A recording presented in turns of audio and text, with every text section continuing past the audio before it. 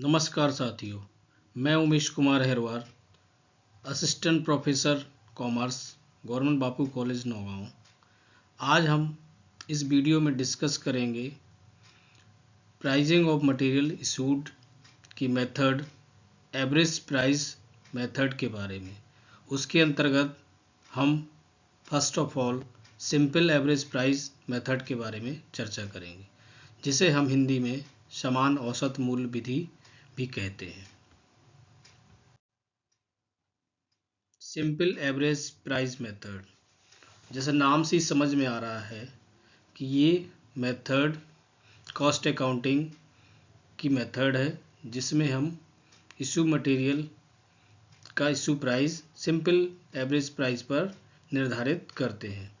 In this method the issue of material is calculated by taking the simple average of different purchase price of material available without considering the quantity of material purchased at each price.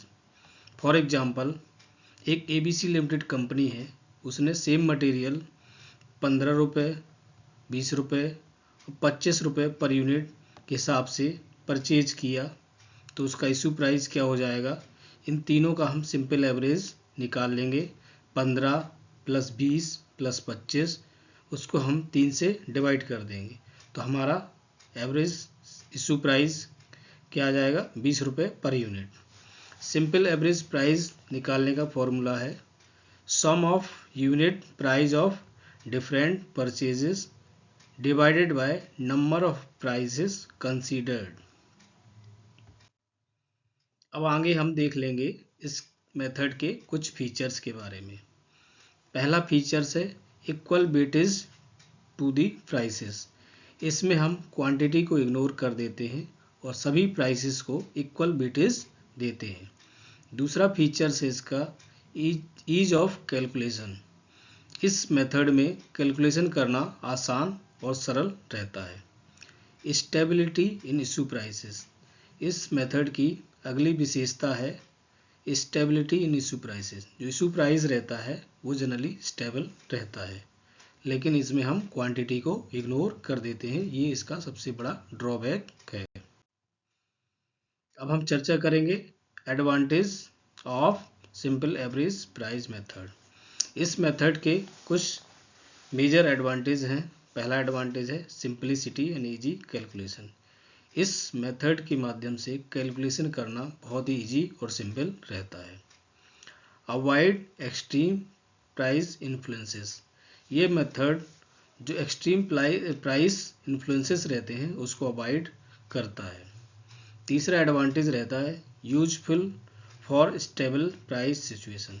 ये method उस situation में ज़्यादा useful रहती है जहाँ पर price stable रहते हैं। अब इस मेथड के कुछ डीमेरिट्स या चैलेंजेस हैं। पहला चैलेंजेस या डीमेरिट है इग्नोर्स क्वांटिटी परचेजेस। इस मेथड में हम क्वांटिटी को इग्नोर कर देते हैं, क्वांटिटी को कंसीडर नहीं करते हैं। तीसरा डिसएडवांटेज है अनरियलिस्टिक इशू प्राइस। इस मेथड के माध्यम से जो इशू प्राइस रहता है वो ज़्यादा एक्चुअल नहीं रहता है, वो अनरियलिस्टिक रहता है, क्योंकि हम इसमें क्वांटिटी को कंसीडर नहीं करते, क्वांटिटी को कोई वेटेज नहीं देते हैं, ओनली प्राइस को वेटेज देते हैं। लास्ट इसमें ड्रॉबैक रहता है not suitable for frequent price changes. जहाँ पर प्राइस चेंजेस बड़ी फ्रिक्वेंटली हो रहे होते हैं वहाँ पर ये मेथड का उपयोग करना सुटेबल नहीं रहता है। अब इस मेथड को हम एक प्रॉब्लम के माध्यम से सॉल्व करके समझ लेंगे, तो जिससे हमें इसको समझने में और आसानी हो जाएगी और बेहतर तरीके से समझ में आ जाएगा। एक प्रॉब्लम दी गई है जिसके माध्यम से हमें स्टोर लेजर अकाउंट बनाना है सिंपल एवरेज प्राइस मेथड का उपयोग करते हुए। From the following particulars prepare store ledger account under simple average price method. 1 जनवरी को बैलेंस दिया गया है 100 यूनिट का, rate of 6 rupees per unit. 5 जनवरी को परचेज की गई हैं 600 यूनिट 7 रुपये पर यूनिट के हिसाब से। 20 जनवरी को 400 यूनिट इशू की गई हैं 5 फरवरी को अगेन 200 यूनिट इशू की गई हैं। 6 फरवरी को अगेन परचेज किया गया है 500 यूनिट का 8 रुपये पर यूनिट के हिसाब से। 10 मार्च को 400 यूनिट इशू की गई हैं। 12 मार्च को 200 यूनिट इशू की गई हैं। इस सभी डाटा के आधार पर हमें store ledger account simple average price method का उपयोग करते हुए बनाना है। Store ledger account under simple average price method. जैसा कि पुराने वीडियो में हमने डिस्कस किया है कि स्टोर लेजर अकाउंट में जनरली 4 कॉलम रहते हैं। पहला कॉलम रहता है डेट का, दूसरा कॉलम रहता है रिसिप्ट का, तीसरा कॉलम रहता है इश्यू का और लास्ट कॉलम रहता है बैलेंस का। रिसिप्ट के अंतर्गत हम 3 सब कॉलम बनाते हैं, यूनिट या क्वांटिटी का, दूसरा रेट का, तीसरा अमाउंट का। उसी प्रकार से इशू में भी हम 3 कॉलम बनाते हैं, यूनिट या क्वांटिटी, दूसरा रेट, तीसरा अमाउंट का। यहाँ पर थोड़ा चेंजेस है। बैलेंस में हम यहाँ पर 2 ही सब कॉलम बनाएंगे, पहला यूनिट या क्वांटिटी का और दूसरा अमाउंट का। 1 जनवरी को हमें बैलेंस दिया गया है 100 यूनिट का 6 रुपये पर यूनिट के हिसाब से, तो हमारा बैलेंस हो जाएगा, बैलेंस अमाउंट हो जाएगी हमारी 600 रुपये। फिर हमारी अगली एंट्री दी गई है 5 जनवरी को। 5 जनवरी को हमने 600 क्वांटिटी रिसीव या परचेज की है 7 रुपये पर यूनिट के हिसाब से, तो हमारा अमाउंट ऑफ रिसीव कितना हो जाएगा 4200। बैलेंस कितना हो जाएगा, बैलेंस यूनिट हमारी बढ़ के हो जाएंगी 100 पहले से अवेलेबल थी बैलेंस में, 600 और रिसीव कर ली हैं तो 700 यूनिट हमारे स्टोर में आ जाएंगी। और बैलेंस अमाउंट कितना हो जाएगा, 600 रुपये का बैलेंस हमारे पास ऑलरेडी उपलब्ध था और 4200 रुपये का हमने मटेरियल परचेज किया है, रिसीव किया है, तो हमारा बैलेंस बढ़ के हो जाएगा 600 प्लस 4200 4800। फिर अगली एंट्री है हमारी 20 जनवरी को। 20 जनवरी को हमने क्या किया है 400 यूनिट इशू की है। यहाँ पे समझने और गौर करने वाली बात है कि हमारा इशू प्राइस क्या रहेगा। यहाँ पर हमारे पास 2 प्राइस पर मटेरियल रिसीव हुआ है। पहला 100 यूनिट है 6 रुपये पर यूनिट के हिसाब से और 600 यूनिट है 7 रुपये पर यूनिट के हिसाब से। तो यहाँ पे हमें सिंपल एवरेज प्राइस निकालना है जिस पर हमारा मटेरियल इशू होगा। तो 6 + 7 / 2 = 6.5, मतलब 6.5 रुपये के हिसाब से हमारी 400 यूनिट इशू की जाएंगी। इशू अमाउंट हो जाएगा 2600।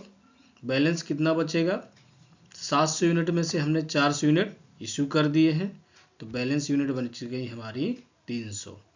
और बैलेंस अमाउंट कितना बचेगा, पहले हमारे पास 4800 रुपये का बैलेंस था, 2600 रुपये का मटेरियल हमने इशू कर दिया 20 जनवरी को, तो हमारे पास बैलेंस कितना बचेगा 4800 - 2600 = 2200। आ जाइए आगे एंट्री देख लेते हैं हम। आगे एंट्री है हमारी 5 फरवरी को। 5 फरवरी को हमने 200 यूनिट इशू की है। यहाँ गौर करने वाली और विशेष समझने वाली बात है, यहाँ पर इशू प्राइस हमारा 7 रुपये रहेगा। 7 रुपये क्यों रहेगा, क्योंकि जो 6 रुपये वाला स्टॉक था 100 यूनिट वो हम यहाँ पर इशू कर चुके हैं, तो हमारे पास स्टॉक कौन सा बचा बैलेंस में, वो बचा है ये 7 रुपये वाला। तो यहाँ हमें एवरेज निकालने की आवश्यकता नहीं है, तो हमारा इशू प्राइस रहेगा 7 रुपये और इशू अमाउंट कितना हो जाएगा 1400 रुपये। बैलेंस कितना बचेगा, 300 में से हमने 200 यूनिट इशू कर दी, शेष बची 100 यूनिट और बैलेंस अमाउंट कितना बचेगा, 2200 में से हम 1400 का स्टॉक या मटेरियल इशू कर चुके हैं, तो हमारा बैलेंस बचेगा 2200 - 1400 = 800। अब आगे की एंट्री देख लीजिए। 6 फरवरी को हमने 500 यूनिट क्या की हैं, रिसीव की हैं। किस रेट पर, 8 रुपये पर। तो हमारा रिसीव्ड अमाउंट कितना हो जाएगा, 500 इंटू 8 इज इक्वल टू 4000। तो हमारा बैलेंस बढ़ के कितना हो जाएगा, 100 यूनिट पहले से थी, 500 यूनिट और रिसीव कर लें तो बैलेंस हमारा हो गया 600 यूनिट। अब बैलेंस अमाउंट कितना हो जाएगा, 800 रुपये का बैलेंस अमाउंट पहले से उपलब्ध था और 4000 का मटेरियल और रिसीव किया है, तो बैलेंस बढ़ के हो जाएगा 4800 रुपये। अगली एंट्री देख लीजिए, मार्च में हमारा 400 यूनिट इशू। यहाँ देखना पड़ेगा कि इशू प्राइस कितना रहेगा। यहाँ पर स्टॉक हमारे पास 2 रेट पर उपलब्ध है, 7 रुपये और 8 रुपये। तो हमारा एवरेज इशू प्राइस कितना हो जाएगा, या इशू प्राइस कितना हो जाएगा, इशू प्राइस का एवरेज कितना आएगा, 7 + 8 divided by 2 is equal to 7.5। Issue amount कितना हो जाएगा, 400 multiply by 7.5 is equal to 300। तो हमारा बैलेंस कितना बचेगा, 600 यूनिट में से हमने 400 यूनिट इशू कर दी, तो बैलेंस यूनिट कितनी बची, 200। और बैलेंस अमाउंट कितना बचेगा, 4800 में से हम 3000 का मटेरियल इशू कर चुके हैं, तो हमारा स्टोर में बैलेंस कितने बचेगा, 1800 का। फिर 12 मार्च को हमने 200 यूनिट इशू करी है। यहाँ पुनः देखने वाली बात है, समझने वाली बात है कि इशू प्राइस कितना आएगा। जो 7 रुपये वाला स्टॉक की 100 यूनिट थी वो हमारी ऑलरेडी इशू हो चुकी है, तो हमारे पास एक ही रेट वाला मटेरियल बचा है। वो रेट क्या है, 8 रुपये। तो 200 यूनिट हमारी किस रेट पर इशू होंगी, 8 रुपये पर। इशू अमाउंट कितना हो जाएगा, 200 मल्टीप्लाई बाय 8, 1600। बैलेंस कितना बचेगा, 1800 का बैलेंस पहले था, 1600 का इशू हो गया, तो बैलेंस बचा हमारा 200। और यूनिट कितनी बचेंगी, 200 यूनिट बैलेंस में थी, 200 यूनिट हमने इशू कर दी, तो यूनिट कोई भी शेष नहीं बचेंगे। इस स्टोर लेजर अकाउंट के सॉल्यूशन के माध्यम से हमने जाना कैसे हम सिंपल एवरेज प्राइस मेथड का उपयोग करते हुए स्टोर लेजर अकाउंट बना सकते हैं। आशा है कि आप सबको समझ आया होगा। बहुत बहुत धन्यवाद।